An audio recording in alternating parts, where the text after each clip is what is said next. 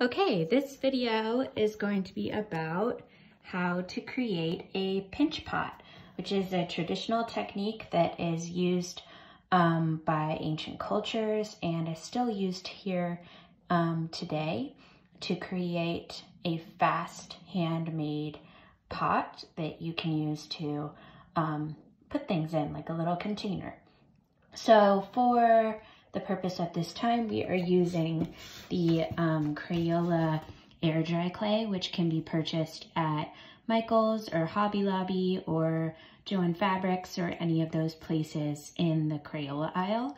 I have created slip, which is clay mixed with water or soaked in water to create kind of a glue. And that's something that you're going to need if you want to attach any pieces to your main piece. So I'm going to be showing you how to create a pinch pot today. If you don't have access to this kind of clay, it's fun to practice making pinch pots using Play-Doh or modeling clay or even dough. So there are some recipes online about how to make your own paper clay or use materials in the kitchen to create clay that hardens when the air is on it for a long period of time, or some of them can be baked in the oven. So depending on what your access is, you can use any of these kinds of clay. So I'm going to go ahead and get started showing you how to use the air dry clay to make a pinch pot. So let's get started. I'm going to go ahead and open up my package here and start by getting a ball of clay made. So it looks like this when you open it up. I'm going to use kind of my thumb to grab a piece. Go. Put that aside. So here is some clay, and I'm just going to roll it, kind of squeeze it like this on both sides until I've made kind of a ball. And then once it's mostly a ball, I'm going to start rolling it between my hands to create a ball shape, alternating the rolling and pinch on the side. Okay, so now I've got a ball of clay. So that is the first step of a pinch pot. The second step is to poke it. So we're going to poke the pinch pot using our index finger. I'm going to hold it like this, and then I'm going to find the center and poke it. I'm not going to poke all the way through, just about to there. Then you're going to leave your finger in there, and you're going to use your thumb to pinch gently, not pinching and pulling, just pinching the top. So you're creating a vertical edge, and you're making that hole bigger and the sides thinner. And you're going to be rotating it with your other hand like this while you're pinching.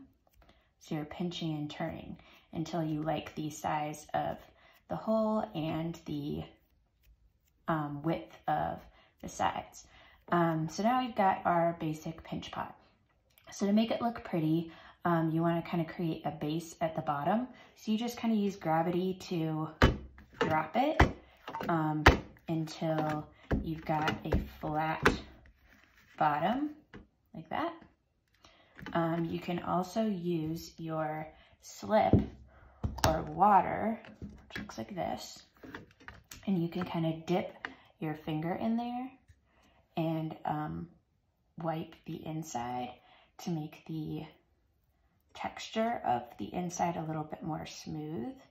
You can also tap the top to make the top rim a little more even. So ways to perfect your pinch pot. You can also turn it around and drop it to make the sides even.